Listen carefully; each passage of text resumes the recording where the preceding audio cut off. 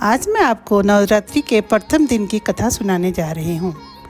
जो प्रथम देवी है उनका नाम है शैलपुत्री देवी। शैलपुत्री देवी नवरात्रि के पहले देवी की पूजा की मुख्य देवी है। शैलपुत्री का अर्थ होता है पर्वत की पुत्री। यह नाम देवी के पार्वती के पहले रूप को दर्शाता है, जो हिमालय पर्वत के राजा हेमावन की पुत्री के रूप में जन्मी थी।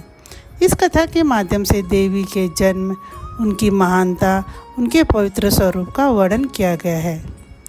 पिछले जन्म की कथा है सती का त्याग। कहानी शुरू होती है जो देवी सती से, जो भगवान शिव की पहली पत्नी थी। सती राजा दक्ष की पुत्री और उनका विवाह भगवान शिव से हुआ था। राजा दक्ष भगवान शिव को नहीं मानते थे, उन्हें हमेशा तिरस्कार की दृष्टि से देखते थे। एक दिन राजा दक्ष ने एक विशाल यज्ञ का आयोजन किया, जिसमें उन्हें सभी देवताओं और ऋषि मुनियों को आमंत्रित किया, लेकिन भगवान शिव को निमंत्रण नहीं भेजा। सती ने जब इस बारे में सुना तो उन्हें बहुत दुख हुआ।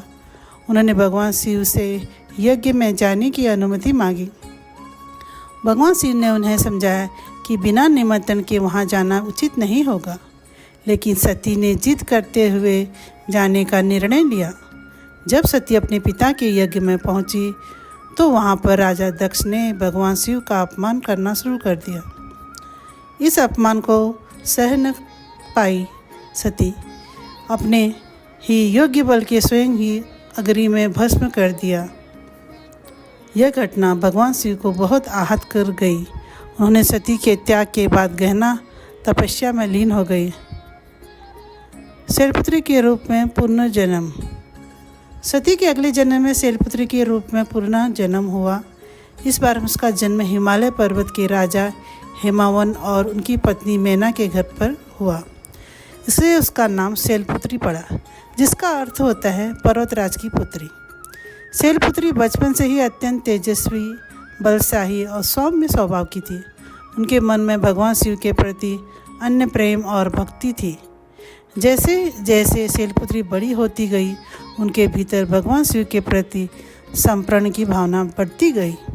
उन्होंने कठिन तपस्या का संकल्प लिया ताकि वह भगवान शिव को पुनः अपने पति रूप में प्राप्त कर सके।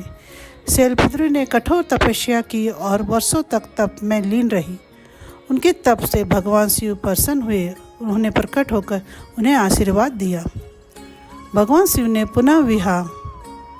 शैलपुत्री की इस कठोर तपस्या को, प्रेम को देखते हुए भगवान शिव ने उन्हें अपनी अर्धांगिनी के रूप में स्वीकार किया। इस प्रकार शैलपुत्री देवी ने भगवान शिव से पुनः विवाह किया और फिर से पार्वती के रूप में प्रकट हुई। शैलपुत्री देवी के इस अवतार में उन्होंने देवी दुर्गा के रूप को धारण किया, जो शक्ति, साहस और समर्पण का प्रतीक है। शैलपुत्री देवी का स्वरूप अत्यंत शांत और सौम्य है। उनके मस्तक पर अर्ध चंद्र सुशोभित है। वे सफ़ेद रंग की वेशभूषा धारण किए हुए हैं। उनके हाथ में त्रिशूल और दूसरे हाथ में कमल का पुष्प है। वे वृषभ पर सवार करती है, इसलिए उन्हें वर्षारूढ़ा भी कहा जाता है। शैलपुत्री देवी का यह रूप भी हमें स्वयं साहस और सच्ची भक्ति का महत्व सिखाता है। जब हम जीवन में कठिनाइयों और संघर्षों का सामना करते हैं तो शैलपुत्री देवी हमें धैर्य और साहस के साथ आगे बढ़ने की प्रेरणा देती है। नवरात्रि के पहले दिन शैलपुत्री देवी की पूजा का विशेष महत्व है। यह दिन साधना और तपस्या का प्रतीक है। शैलपुत्री देवी की पूजा करने से साधक के मन को शुद्धता, संकल्प शक्ति और दृढ़ता प्राप्त होती है। वे साधकों को जीवन में सकारात्मक ऊर्जा प्रदान करती है। शैलपुत्री देवी की पूजा के माध्यम से भक्तों को यह संदेश मिलता है कि सच्ची भक्ति और प्रेम से भगवान को प्राप्त किया जा सकता है। सती से लेकर शैलपुत्री तक यह कथा बताती है कि संपर्क और त्याग की ईश्वर को प्रसन्न करने का सच्चा मार्ग है।